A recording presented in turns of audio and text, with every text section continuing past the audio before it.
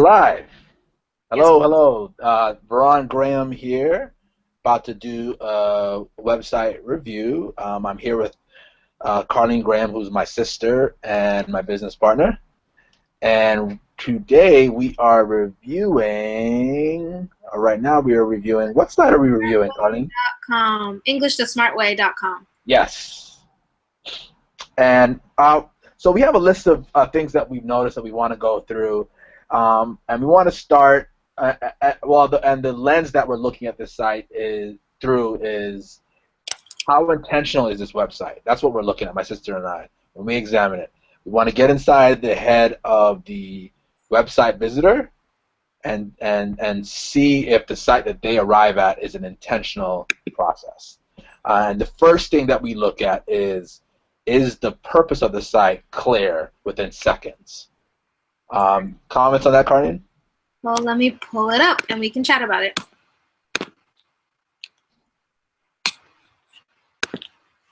Okay. So my first impression was English the smart way. That's the first thing you see. So I'm like, okay, English, I'm going to guess that's about the English language. And it doesn't take very long to read and see that it's about being an English learner who wants to become a fluent and confident English speaker. He says that here. Now, I would say, though, it would be really great if there was a tagline or something really clear in the header that just drove that point home. Right. I agree. But overall, I would say first impressions, site is really easy to navigate with my eyes. I can make my way around. It's not cluttered. So that's my first impression. Likewise, very clean, simple. The URL, I give major kudos. Yeah. It kind of says in large part what the site's about. But I'm with you. I think a subtitle that maybe further explains that. Yeah, just a little bit more for me to know, and I'll explain why. So the next thing I like to look at is it clear who the avatar is? As a reviewer, that's something that I look for. And again, a couple seconds in, I can see this is for non-native English speakers who maybe read English because they have to read English to read this blog, but they want to be able to speak English fluently and more confidently. And it didn't take me long to figure that out, but the rate at which people come to sites and leave them is you have a fraction of a second to really make that point clear. So I would say not to hesitate to really drive that point home throughout the site. Or not throughout the site, but as the first thing someone sees. Yeah, and the header, I think, is a great opportunity for that. Yeah, adding a tagline there. Yeah. Overall, really, really pretty clear. Once you read really a couple sentences into the site, you get a good grasp on who it's for. Yep. The other thing we look at is what's the USP? Why should the avatar buy from you? Yeah. And one thing that stood out to us was this idea. When we traveled and to different countries that wanted English teachers, they often wanted native English teachers, English speakers to teach English. So we thought it was interesting that you chose to go the route of, from the perspective of a non-native English speaker. So it would be really interesting to hear, why you chose that. I could see why it's an advantage, but maybe making that even more clear to the audience. Yeah. This perspective is not just a personal account, but it's a very valuable account because. Yeah, it's effective in this way, and we had to kind of go to your Facebook page, and we saw mention of non-English speaking. So I'm curious. My sister's curious as to. Well, it sounds like this is a claim you're making, and it's intriguing, and we imagine some ways that it could be more effective than a native English speaker. But yeah, great pulling that up, Carmen. Yeah, get your English to the next level with a non-native English speaker, Ivan. So there's that personal connection, the fact that you're non-native, maybe people can relate to you more, and you're more intimately like you know what it's like because you just experience what they're experiencing. But can you convince us of that a bit more? Maybe there's some proof that you have that it's worthwhile. Yeah, I mean, I think any reason that makes someone believe that your site is special is worth coming back to. Yeah. Right. So a bit stronger, unique selling proposition there. Right. Let me open back up. Trying to be fancy with Google Hangouts and it didn't work. Well, you know. But that's all right. So the next thing is based on us guessing who your avatar is do we think that the copy is relevant to the avatar? So one thing I noticed is the third post down is still not speaking confident English. Let's change it together. Don't read this if you don't want to improve your English. There's two things there that I see that I like. One, you say who you're speaking to, and two, you say who you're not speaking to. So you're really making it clear who this is for. And then I see fear of making mistakes, anxiety of speaking a foreign language. English is my native language, but having traveled to other countries and going to Spain and thinking, oh, well, I learned so much Spanish in high school and college, and getting there and being kind of very nervous about making a mistake. I could definitely relate to this, and I'm sure others would as well. I'm sure the avatar would as well. What do you think, Brown? Do you think that it speaks very clearly to the avatar? Yeah, I mean, from what I could tell, going through some of the blog posts, you know, I might want to maybe see a bit more of his personal experiences. Right. Like, I get the sense that, hey, I understand that my avatar lacks some confidence, and maybe a little bit more of a personal perspective in terms of how he overcame some of that, you know. Yeah. And that's something that we talked about when we were looking at the site before, was if one of the unique selling propositions is not only that it's from a non-native speaker, but it's this kind of personal account, like I overcame these things, so I'm sharing with you how to overcome these things. Injecting any opportunity to add a personal account or a personal touch is not to be overlooked, because I think it's really going to be your personality not just your personality, but your relatability that sells this experience, that sells someone wanting to stick around because you understand what they're going through. Right. Yeah. I think that is also, I think that will also be important in when it comes to creating content, making more of it. Yeah, definitely some more content, because that's obviously a great way to attract your ideal customer. Right. And we'll talk a little bit more about content in a moment. The design, I believe, is clean. It's a nice standard blog format. I think that kind of on the heels of making that comment about personality and presence, it's nice that you have here, hi, my name is Ivan, on the right. But any opportunities to increase the presence of personality, I think would be beneficial. And to me, the color choices are a little forgettable, but I don't think that that's really that many strikes against you. But if there's an opportunity to add, it would be for the overall design to say more, to express more. Right now, it's there. It doesn't pull any emotional response. Yeah. Definitely a clean site, though, right, Carnan? Yeah, for sure. And that's one thing I love, because so many sites are cluttered. You can't find your way around. Yeah. The most important thing above anything else is to be able to see what you're intending, and that comes through very strongly. Yeah, yeah, I like that. I like that a lot. The font size is also good. I think the color choices, we already kind of talked about that. I would like something with a stronger design presence, but that's my personal Yeah. perspective. And one little quick thing I noted too is when we went to the Facebook page, some of the images kind of Right. broke away from the blue and white and had some kind of had like a, I don't know what you call that, Carney. What is that? Fuchsia or Magenta? magenta? I don't know. But yeah, you know, that was a little bit of Interesting color. yeah. So even introducing some of that branding and on the site there, yeah, in the podcast there, kind of moving in that direction, I think would be great. Yeah, I agree. All right, let me go back to the site. Oops.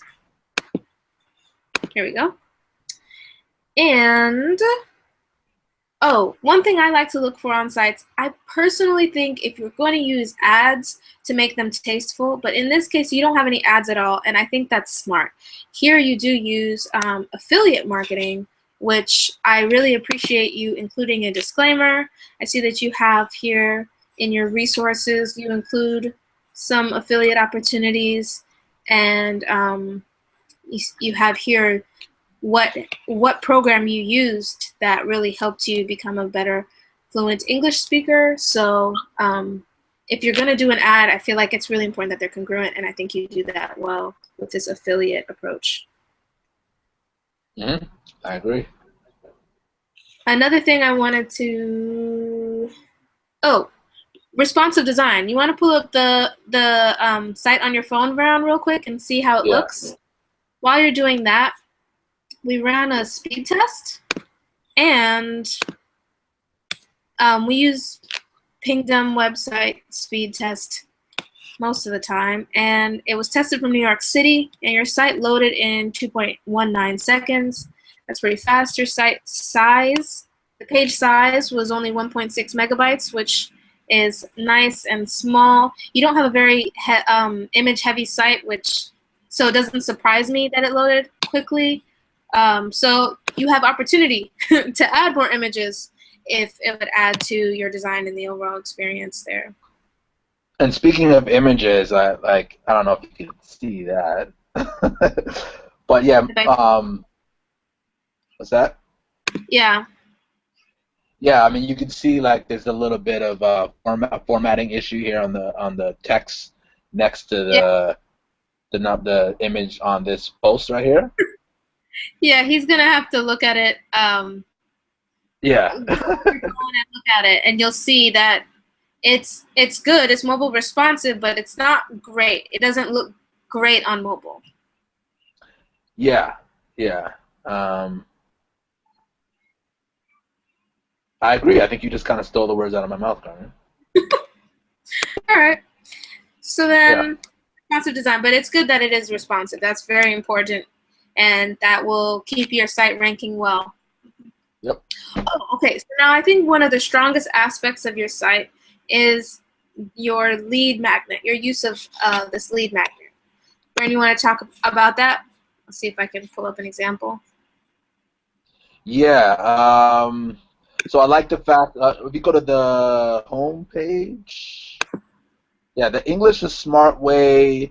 I like the fact that you have immediately at the top of the site, get my ebook, English the Smart Way, for free. So you do have a lead magnet, and you also keep it pretty obvious, but it's not overbearing, right? So I believe I saw it as a pinned to the top of the post. You also have it in the sidebar, and I believe there was also a pop-up as well. Another thing I'd like to see in terms of a content strategy is in the content that you're creating to show value to your ideal customer. Once they read that content, it's nice to have a call to action at the end, pointing them to a congruent continuation of that value, right? And in this case, I see that you, at the end of your blog post, you have download the ebook at the end. That's a great, and then of course you have it goes right to the pop-up there, the opt-in, and join the community, get my free guide, and let me help you become a confident English speaker. Love it, love it. Um, Not much more I could say about that because I think you covered all the bases. Was there anything that we noted, Carney, that he could improve on there? With the lead magnet? Yeah, I mean, if I had to nitpick at anything, I think functionally it's great. I yeah, would have, if I'm going to nitpick at anything, it would be just coming from a design perspective. sure, Like sure. if this was bigger down, like a wider image or something that was more visually striking, and testing if that works better. But Yeah, ultimately, I think, all the bones are in place, and that's what matters most. yeah. And I wanted to comment on, we talked very briefly about social proof. I think Yeah, right here, 36 comments. yeah. Scroll through. And then in the sidebar, you also have the Facebook page. Right, that's Um, up here. You can see. yeah, you got the social, the sharing options there. Yeah, here. Do you see any sharing options on each individual blog post? Yes. Okay, up top. Awesome. And maybe even below. Let me check. Because sometimes, yeah, after you read a post is what I mean. I think that's the optimum time to to share it. So Yeah, yeah, it's yeah. here below as well. That's great. And it's not too cluttered at the end there. It says you got the share options, and then you have your one call to action, which is your go-to free ebook. So that's good. Yeah. So as far as I could tell with the skimming that I did, the content looked like it was quality content. I would say I did notice a bit of a typo. I'm an English learner, as you, who shares his experience. I would change that to I'm an English learner who shares his experience. But that's like, you know, of all the words on your site, that's the only thing I found Yeah, that tripped me up as I was reading aloud. And yeah, so I would say the content to me strikes me as being high quality. Again, I would say the more personality you can inject, if that's part of what is the selling point, is that you can relate as a fellow non-native English speaker, then I would say the more you can emphasize that, the better. yeah, definitely. That Yeah, brings me to the end of my list. Is there anything? Oh, there was one more thing here. This voice message, um, ability to leave a voice message on the right here, it was very easy to miss. I think that's kind of a cool um, feature, given that your emphasis is on speaking English. So I feel like you could draw some attention to that. You could make that a thing that you do, a source of engagement with your audience. But if you're going to do that and you intend for people to use this, then it needs to be more visible. Like I didn't even see it even after Varan was trying to point it out to me. yeah, absolutely. And that might just mean whatever plugin that is. It might mean just flipping it to the bottom or. Or changing the color because it blends into the color scheme. Yeah, yeah. Try that magenta, right? No, that's cool, Karin. I would just say I'm like really curious about the effectiveness of learning English with a non-native English speaker, and I'd like to see be a bit more clearly convinced of that on the site. Yeah. Which we mentioned before, and I think that would be a great improvement. Right? Sure. I mean, I can kind of, having taught Spanish to as a non-native speaker, I could understand why that's valuable. Because I used to tutor in Spanish, even though I don't speak Spanish as fluently as I would like. Having that perspective really helps you to communicate some of the quirks in the language, even quirks in our language that we take for granted. So when Yeah. someone comes from an outside perspective, it helps to show what patterns are there, what patterns are broken. And anyway, all of that to say, the more you can sell that, that'd be great, because the alternative is being marketed as being better when maybe it's not. Yeah. Cool. Well, it was a pleasure checking this site out. Yeah. If anyone comes across this review, feel free to weigh in if there's anything maybe we missed. And hopefully it was helpful. Yeah, I would say, I mean, we're just two people with our world views and perspectives. So if you want to weigh in on what he could do better, what you thought he did well, if you felt like we were off in how we interpreted things, any of that, feel free to leave that in the comments, and I'm sure that'll help Ivan out. Thanks for giving us the opportunity to check out your site and share our opinions. Take care. Bye.